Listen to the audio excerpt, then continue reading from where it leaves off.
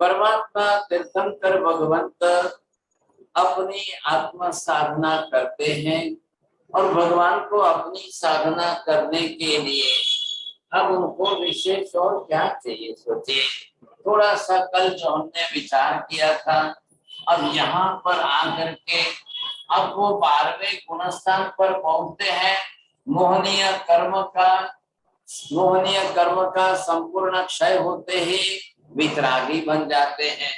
अब जैसे ही आगे 13वें गुणस्थान पर पहुंचते हैं, ज्ञानावर्णीय और दर्शनावर्णीय कर्म का संपूर्ण क्षय करेंगे, तब केवल ज्ञान केवल दर्शन प्रकट हो जाएगा। हम सब तो नहीं देख सकते। देखिए यहाँ पर 24वें तीर्थंकर भगवान महावीर स्वामी रिजुवालिका नदी के किनारे पर पधार रहे हैं और फिर वो ध्यान साधना में बैठेंगे और केवल ज्ञान प्राप्त। अब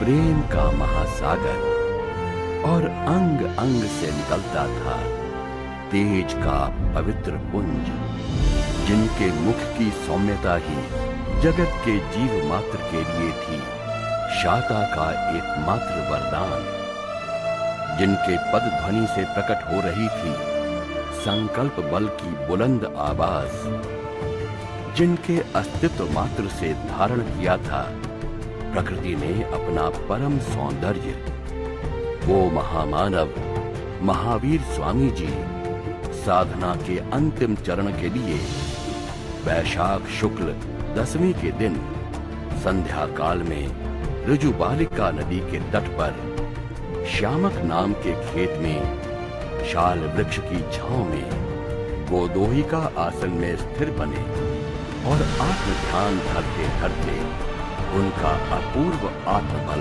प्रकट हुआ और 4 घाती कर्मों के क्षय से संपूर्ण ज्ञान यानी केवल ज्ञान की प्राप्ति हुई, अर्थात तीनों लोक को जानने वाले भगवान बने।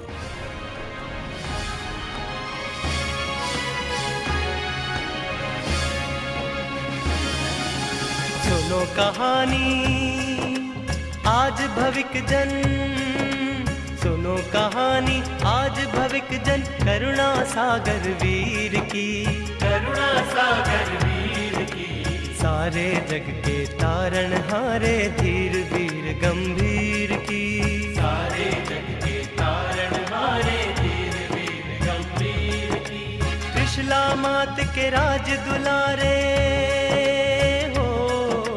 त्रिशला मात के राज दुलारे, सिद्धारथ के नंद की, गाओ सब मिल गौरव गाथा,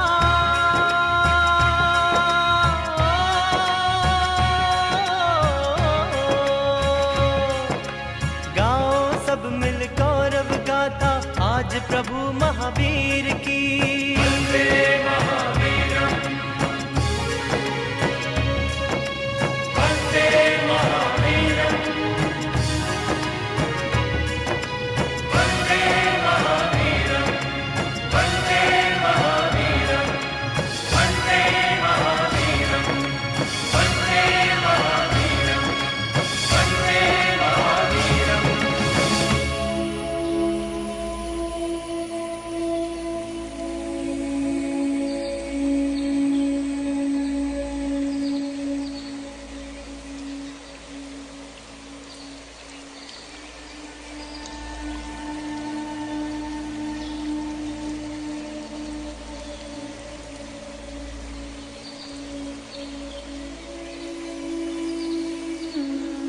भगवान महावीर को केवल ज्ञान मिलते ही प्रकृति भी झूम उठी। देवताओं ने पुष्प बरसाए, पक्षियों ने प्रदक्षिणा दी, पशुओं ने चरण चूमे और वृक्षों ने भी झुक झुक कर उनके ज्ञान का अभिवादन किया। केवल ज्ञान मिलते ही पूरा विश्व परमात्मा को साफ दिखाई दे रहा था। अपने केवल ज्ञान के प्रकाश में अंधकार के प्रति रोशनी तुल्य त्रिभुवन तारक परमात्मा को पूरे ब्रह्मांड का जो स्वरूप दिखाई दिया वो था 14 राजलोक। तो चलिए भगवान की ही आंखों से अपनी इस अनजानी दुनिया को पहचाने। अंदर का जीव चिल्लाता है, तब परमाधामी देव अथवा नर्क के जीव उसके शरीर के सैकड़ों टुकड़े करके एक एक टुकड़े को बाहर निकालते हैं। सभी जीवों के शरीर में आए। अब जैसे प्रभु शुक्ल ध्यान की कक्षा में आए और शुक्ल ध्यान के 2 चरण पूर्ण होते ही यहाँ पर भगवान को केवल ज्ञान केवल दर्शन प्राप्त होता है।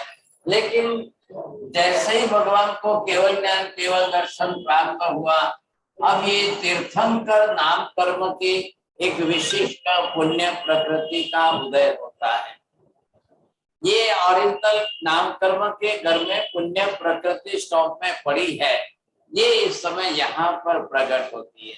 मतलब क्या हुआ, जब तक भगवान को केवल ज्ञान केवल दर्शन नहीं होगा वहां तक तीर्थंकर नाम कर्म की पुण्य प्रकृति का रसोदय नहीं होगा।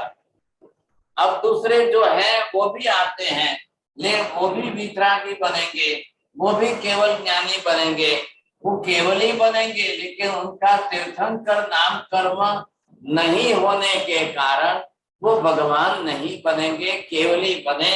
यहाँ से 14वें गुणस्थान पर जाएंगे और यहाँ मोक्ष में चले जाएंगे, लेकिन ये तीर्थंकर बन के मोक्ष में जाएंगे। दोनों का केवल ज्ञान केवल दर्शन समान है, कोई ना नहीं है, लेकिन ये स्पेशली तीर्थंकर बन करके मोक्ष में जाएंगे, इसलिए इनको तीर्थंकर भगवान कहा है। अब भगवान तीर्थंकर बने, इधर केवल ज्ञान केवल दर्शन प्रकट हो गया और अब इनका तीर्थंकर नाम कर्म भी उदय में आ गया। अब देवता आकर के समवसरण की रचना करते हैं। साहब, ये भी एक परमानेंट नियम है, शाश्वत व्यवस्था है कि जिस किसी भी तीर्थंकर को जब भी केवल ज्ञान होगा, देवता गण आकर के निश्चित रूप से समवसरण की रचना करेंगे और भगवान समवसरण में विराजमान होकर के ही देशना देंगे, बाकी सबके लिए नहीं है। तो यहाँ पर अब आप देखिए समवसरण कैसा है, समवसरण बनता कैसा है। मनुष्य नहीं बना रहे हैं, देवता ही बना रहे हैं। देखिए अब भगवान को केवल ज्ञान हो गया, अब परमात्मा किस तरह से समवसरण में विराजमान होकर के देशना देंगे। तो भगवान की देशना, प्रत्येक तीर्थंकर की देशना अनिवार्य रूप से समवसरण में ही होती है। तो समवसरण की रचना एक अद्भुत रचना है। दुनिया में अन्य दर्शनों में अन्य धर्मों में कहीं पर भी ऐसा समवसरण आपको देखने को नहीं मिलेगा क्या। और यहाँ देवता अनिवार्य रूप से क्यों करते हैं, केवल ज्ञान कल्याणक मनाना है। तो केवल ज्ञान कल्याणक मनाने का तरीका ही ये है, समवसरण से ही केवल ज्ञान कल्याणक मनाने का देवताओं को संतोष होता है। इस तरह से यहाँ पर जो है, अब ये केवल ज्ञान कल्याणक मनाने के लिए कैसा समवसरण होता है, तो नीचे पहला रजत का गढ़, चांदी का गढ़ बनाया जाता है देवताओं के द्वारा। ऊपर सुवर्ण गढ़ होता है, सोने का गढ़ होता है। उसके ऊपर फिर वापिस सुवर्ण गढ़ पर हीरे मोती के कांगरे लगे हुए रहते हैं। और ऐसे समवसरण के 3 गढ़ हो गए। अब ये भी समझ लीजिए साहब, मनुष्य गति के, तिर्यंच गति के, देव गति के 3 गति के जीव आते हैं, इसीलिए 3 गढ़ का समवसरण बनता है। समवसरण मतलब आप समझिए सभा खंड, धर्म सभा स्थल। You can say this is congregation place. भगवान जब विराजमान होंगे तो इधर कई देवता गण आएंगे, वो कहाँ बैठेंगे, कई पशु पक्षी आएंगे, वो कहाँ बैठेंगे। साधु संत आएंगे, साध्वी जी आएंगे, वो कहाँ बैठेंगे। इस तरह से 12 पर्षदा की रचना होती है। अब 12 पर्षदाओं की रचना में भगवान पहले कौन सी देशना देंगे था, तो भगवान को जो देशना देनी है वो देशना है पहले संसार की असारता, 12 भावनाओं के अलग अलग भावनाओं के विषय पर, अनित्य भावना पर देशना देंगे, अशरण भावना पर देशना देंगे, समव शरण के संसार भावना की देशना देंगे। अब जिससे क्या होगा, सुन करके कई आत्मा सम्यक दर्शन प्राप्त करेंगे। कई जीव जो है अपना मिथ्यात्व मोहनीय कर्म का क्षय करके ग्रंथि भेद करके सम्यक दर्शन प्राप्त करेंगे। और कई जीव जो है देश वृत्तिधर श्रावक बनेंगे। कई आत्मा संयम लेकर सर्ववृत्ति धारक साधु संत बनेंगे। ये विशेषता रहेगी उनकी। तो भगवान की देशना पहले इस प्रकार की हो गई। अब जिन लोगों को सम्यक दर्शन हो गया, जिनकी प्रबल तीव्र भावना है भगवान हमको सर्ववृत्ति ग्रहण करनी है, चारित्र लेना है, तो वो आत्माएं चारित्र ग्रहण करती है। और चारित्र ग्रहण करने के बाद जो साधु साध्वी बन गए, अब उसमें से भगवान कुछ विशिष्ट बुद्धिशाली आत्माएं जो है साधु जीवन के, हाँ जी, ये आप देख रहे हैं एक अद्भुत सुंदर समवसरण दिख रहा है। अब देखिए अरिहंत परमात्मा का ऐसा अलौकिक समवसरण। पहला गढ़ है, देखिए पशु पक्षी वहां पर आकर उपस्थित हुए हैं, वो भी भगवान की देशना श्रवण करना चाहते हैं। दूसरे गढ़ में आप ऊपर देखिए साहब, वहां पर जो है ये पहले गढ़ में तो देवी देवता अपने विमान साधन आदि रख लेंगे। इधर चारों तरफ से भगवान के चारों तरफ साधु साध्वी श्रावक श्राविका ये सब बैठ जाते हैं और भगवान के लिए खुद इन देवता आदि चारों दिशा में 4 ऐसी प्रतिमाओं की प्रतिकृति की व्यवस्था करते हैं। भगवान तो एक ही पूर्व दिशा सन्मुख बैठेंगे, लेकिन ऐसी व्यवस्था करें कि चारों तरफ बैठने वालों को भगवान सामने दिखाई देवे। और ऊपर अशोक वृक्ष होता है, छत्र होते हैं ऊपर, फिर चामरधारी देवता होते हैं, चमर जीतते हैं सब। ऐसा भगवान का एक अद्भुत समवसरण ये जैन धर्म के अंदर और सभी तीर्थंकरों के लिए शाश्वत रूप से बताया गया है। परमानेंट व्यवस्था है। भगवान समवसरण में विराजमान होकर के देशना देते हैं। अब तीर्थंकर भगवान की देशना श्रवण करके जो दीक्षा लेकर साधु साध्वी बन जाते हैं, कुछ साधुओं को चुन करके भगवान उनके मस्तक पर वासक्षेप करते हैं। इंद्र महाराज स्वयं आते हैं और एक बड़े सुवर्ण थाल के अंदर दिव्य चूर्ण लेते हैं और सब जिनके जिनके सिर पर दिव्य चूर्ण डालेंगे और भगवान घोषणा करेंगे, आज से इनको गणधर बनाया जाता है, आज से इनको गणधर पद पर आरूढ़ किया जाता है। अब उसका अर्थ क्या हो गया, तो भगवान खुद ही डिक्लेयर करते हैं, मैं जितनी भी देशना दूंगा ये गणधर उसको लिखेंगे, सूत्रबद्ध करेंगे और शिष्यों को प्रशिष्यों को पढ़ाते जाएंगे। इसके लिए इनको अधिकार दिया जाता है। अब देखिए अभी महावीर स्वामी को देखा, केवल ज्ञान हुआ, और ऐसे महावीर स्वामी के समय में गणधरों को इस समय भगवान जो है गणधर पद पर आरूढ़ करते हैं। अब गणधर पद पर आरूढ़ करके अब उनको जो है जिस तरह से स्थिर करते हैं और ये अधिकार सौंपते हैं। अब ये अधिकार सौंपने के बाद इधर जो है गणधरों को ये देशना दे करके स्पष्ट कर रहे हैं भगवान, आप जो है लिखेंगे। अब यहाँ गणधरों की रचना की, गणधरों की स्थापना की और गणधरों की स्थापना करने के पश्चात अब गणधर स्वयं भगवान को वंदना करते हैं। अब वंदना करके भगवान को प्रश्न पूछ रहे हैं, वयम किम तत्तम, हे भगवान तत्व क्या है। तो भगवान पहला उत्तर देते हैं, गोयमा उत्पन्नैवायं तत्तम। हे गौतम, पदार्थों का उत्पन्न होना तत्व है। फिर इंद्रभूति आदि 11 गंधर्व दूसरी प्रदक्षिणा देते हैं और दूसरी प्रदक्षिणा देकर फिर प्रश्न पूछते हैं, वैवम किम तत्तम, हे भगवान तत्व क्या है।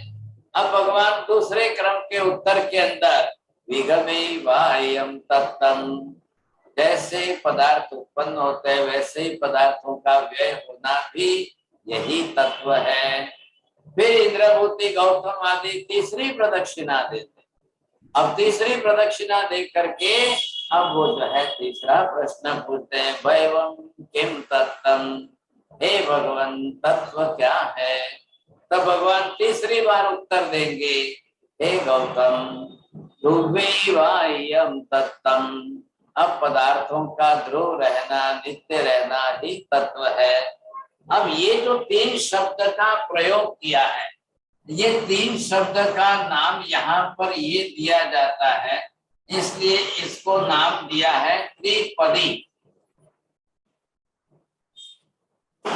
ये परमानेंट व्यवस्था है, मैं बता रहा हूं आपको। सभी तीर्थंकर इसी तरह से त्रिपदी की देशना पहले देंगे। अब 3 शब्दों का जो प्रयोग किया है, इन 3 शब्दों के प्रयोग के अंदर ये पहला शब्द है उपन्नैवा।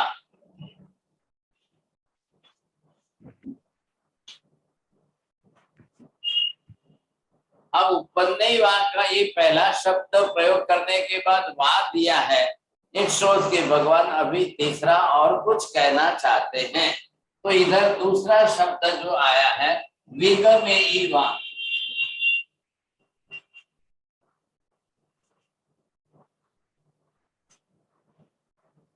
जो उत्पन्न होगा वो नष्ट होगा, जो उत्पन्न होता है वो नष्ट भी होता है। ये क्रम साथ में जोड़ दिया। अब तीसरे प्रश्न के उत्तर में भगवान ने उत्तर दिया है दुर्वेवा।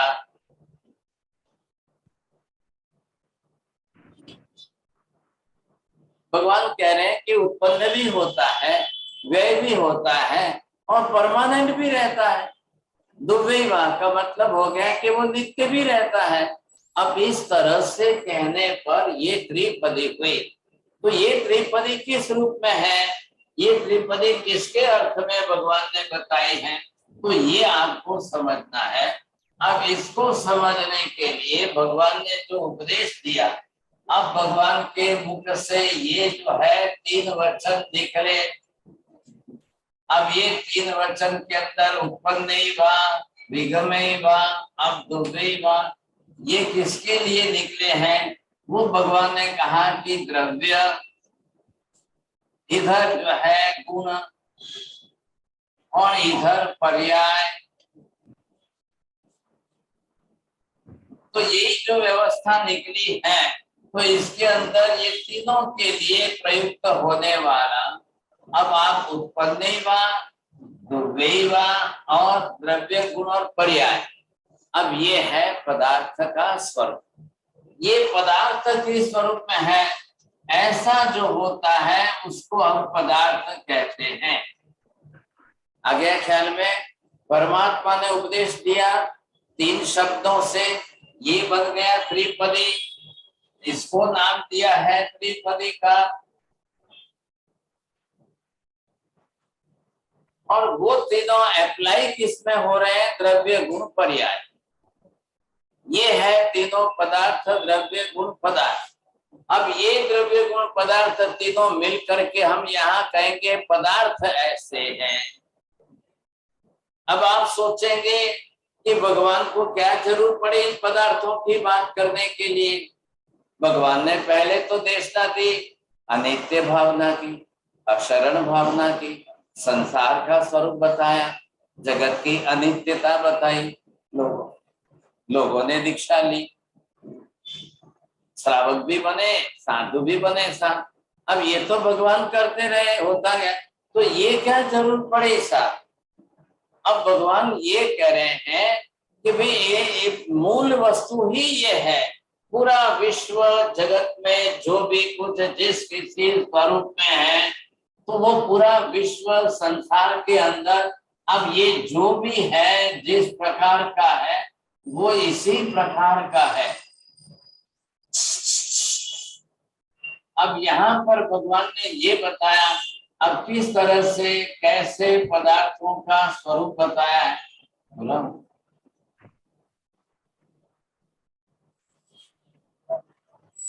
अब ये बता दिया, फिर इसके अंदर ये पदार्थ स्वरूप बता दिया। अब ये स्वरूप जो है जिस तरह से बताया, इसके अंदर जो है कैसे तत्व, अब ये कैसे पदार्थ किस प्रकार से कैसे बताए, तो ये पूरा जगत स्वरूप ये द्रव्य पदार्थात्मक है। इसका वर्णन त्रिपदी के रूप में, और इसके जनक परमात्मा स्वयं। आ रहा है ख्याल में आपको?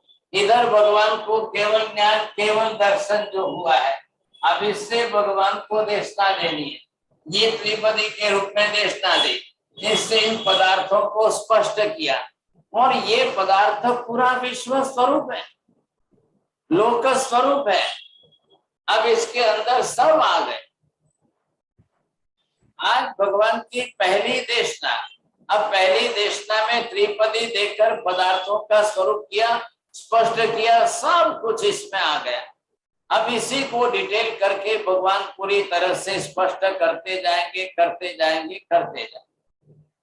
अब इसमें से जो पदार्थ आए उसमें ये एक आकाश द्रव्य है, इधर आप दूसरा देख रहे हो, ये एक द्रव्य हुआ, ये दूसरा धर्मास्तिकाय है, ये तीसरा जो है अधर्मास्तिकाय है, ये आपको अंदर दिखने वाले जो एटम दिख रहे हैं ये चौथा है पुद्गलास्तिकाय है, और ये अंदर दिख रहे हैं ये पांचवा जीवास्तिकाय है। ये पांचों अस्तिकायात्मक ये द्रव्य हैं।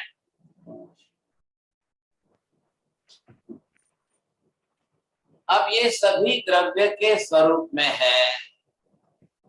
तो अब आपको ये ख्याल आ जाएगा कि द्रव्य गुण पर्याय, अब इन द्रव्य गुण पर्याय के अंदर किस तरह से आपको कैसा दिख रहा है, चित्र सिद्ध करो। हाँ जी, ये जो है अब भगवान की त्रिपदी हुई, तीनों शब्द से आप समझ गए। अब ये त्रिपदी जो है द्रव्य स्वरूप को स्पष्ट कर रही है। आड़ू 6 चित्र। अब ये द्रव्य स्वरूप को जिस तरह से स्पष्ट कर रही है, तो ये द्रव्य गुण पर्याय का स्वरूप सामने बोला है। अब ये पूरा जगत का स्वरूप बन गया सामने। अब पूरा जगत यहाँ पर इस स्वरूप में सामने आया है। अब ये स्वरूप जो है, अब इसमें सब कुछ आ गए। अब महावीर स्वामी 30 बरस तक देशना देंगे। अब 30 बरस तक जो देशना देंगे वो सारे इसी के पदार्थ की बात करनी है। भगवान भले कितना भी कहे, कुछ भी कहे। अब पार्श्वनाथ भगवान 70 बरस तक देशना देंगे तो भी यही करना है, कहना है। नेमिनाथ भगवान ने 700 बरस तक देशना दी तो भी यही कहना है। आदिनाथ भगवान ने 1 लाख पूर्व में 1000 बरस कम तक देशना दी तो यही कहना है। अब ये पदार्थ स्वरूप सामने आया। अब पदार्थ स्वरूप जिस प्रकार का सामने आया तो इसको नाम दिया है पंचास्तिकायात्मक। अब पंचास्तिकाय जो है ये पदार्थ है। इस पदार्थ के आधार पर अब इनको हमें समझना है, तो इसका नाम हमने यहाँ पर दिया कि भगवान जो बता रहे हैं वो द्रव्यानुयोग है। हाँ जी, अब ये शब्द आपके पकड़ में आ रहा है, समझ रहे हैं आप किस तरह से द्रव्यानुयोग, अनुयोग शब्द देकर के ज्ञान का विषय दिया। द्रव्य के बारे में अब विषय समझना है, तो द्रव्य के बारे में आप कैसे समझेंगे, किन द्रव्यों के बारे में। अब आप इनको द्रव्य नाम दीजिए, अब या आप इनको जो है यहाँ पर पदार्थ, अब ये पदार्थ है, इन पदार्थों का विज्ञान क्या है। पदार्थ विज्ञान का स्वरूप क्या है, कैसा है, पदार्थों का स्वरूप कैसा है, अब ये भगवान को स्पष्ट करना है।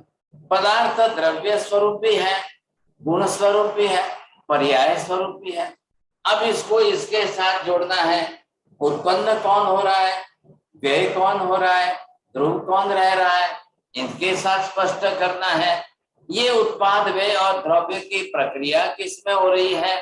अब आपके मन में जैसे शंका आएगी, आत्मा कभी उत्पन्न तो होती होगी ना, अब कोई तो करता होगा ना, कभी तो होती होगी, कोई तो करता होगा, ये हम मन में विचार जरूर करते हैं। तो इन सबको आपको यहाँ इसी में समझना पड़ेगा। अब ये विषय जो चल रहा है, इसका नाम द्रव्यानुयोग का विषय दीजिए, इसका नाम पदार्थ विज्ञान का विषय दीजिए। इसी को हमने दूसरी भाषा के अंदर आपने जो नाम दिया है वो ये दिया है कि हमने किस तरह से अपनी, आप पदार्थ स्वरूप का नाम किस तरह से दे रहे हैं।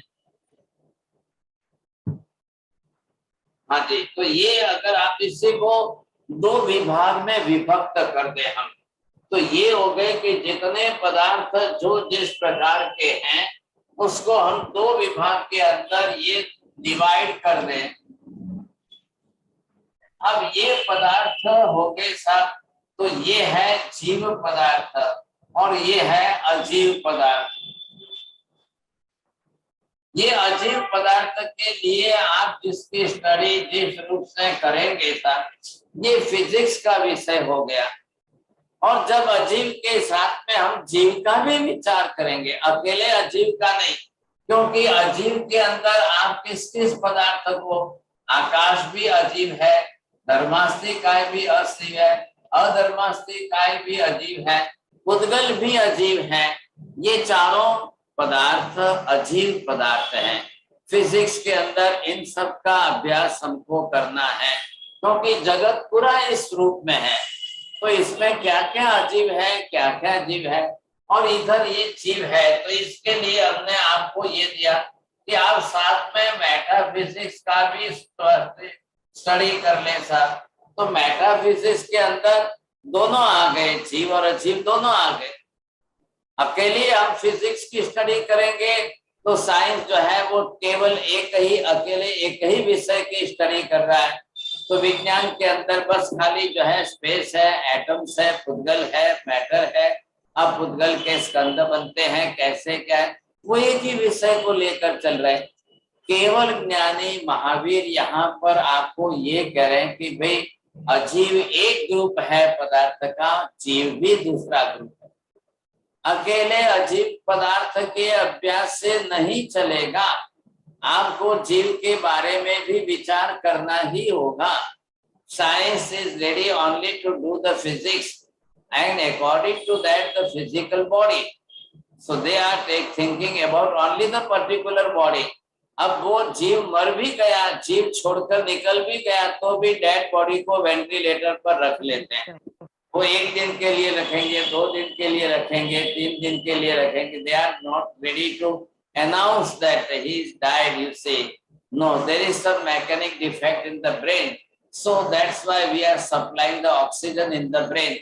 It may possible that he will be again start to live, you say.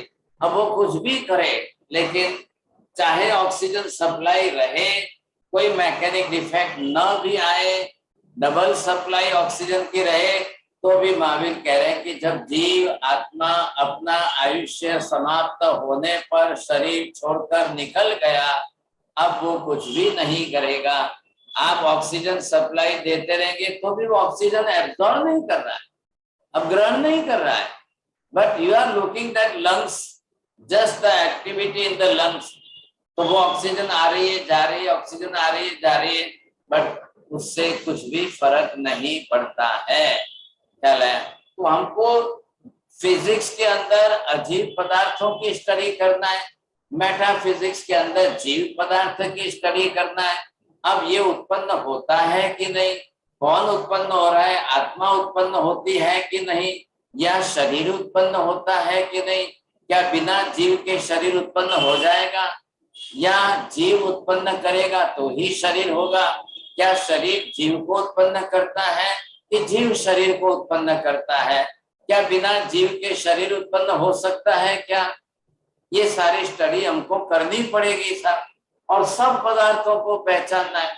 एक एक पदार्थ है, एक स्मॉल जो है एटम्स है, तो उसको भी हमको पहचानना है स्टडी करके।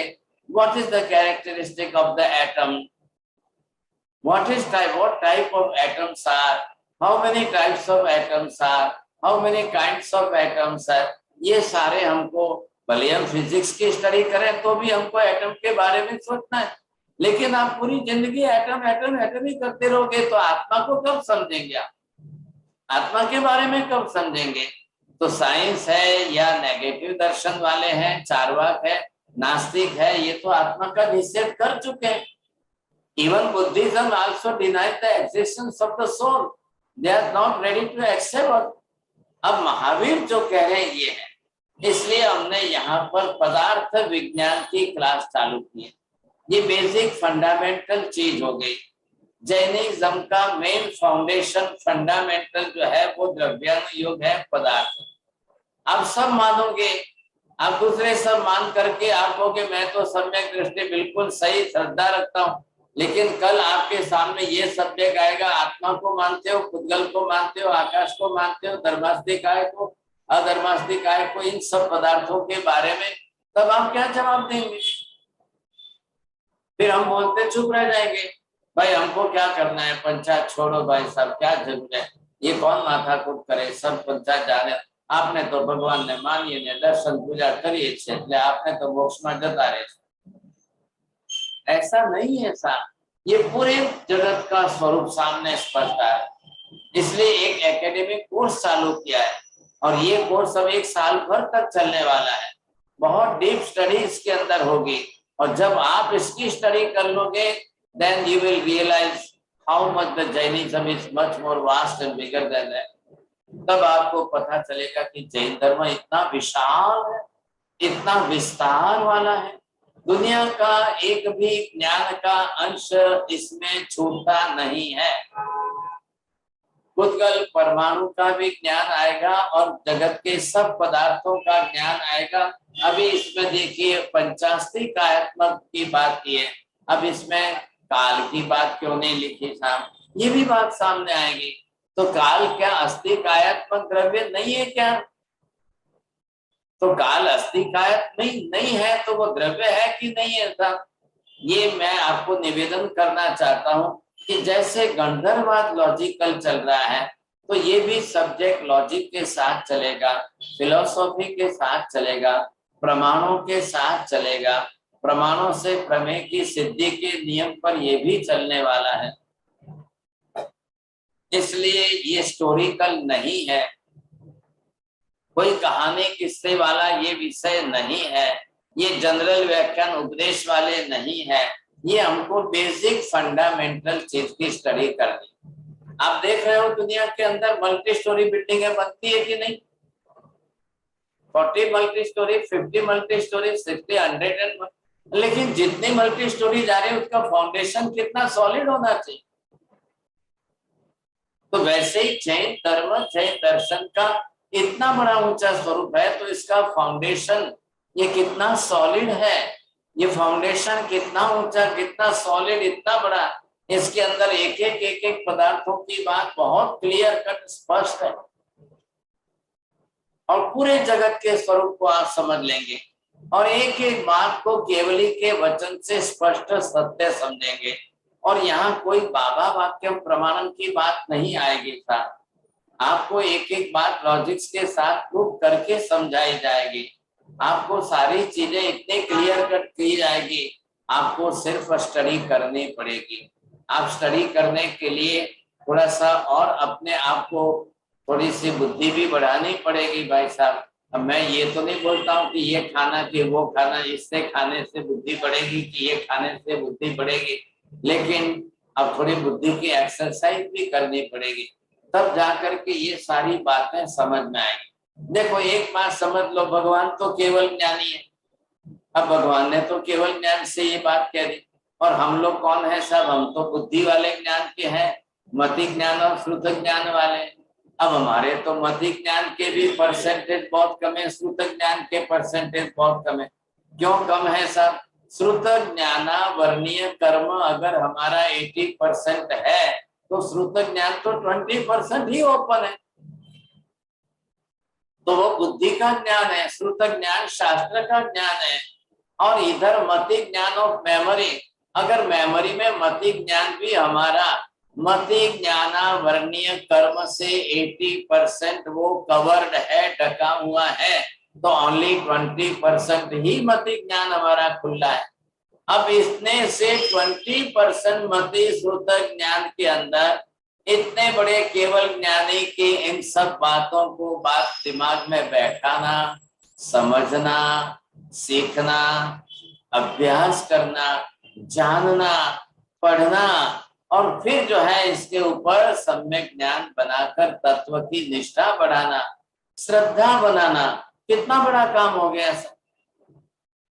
आपको लग रहा है इतना आसान नहीं है, ये 2-4 क्लास के अंदर छोटी सी बात में बात पूरी हो जाएगी, ऐसा भी नहीं है।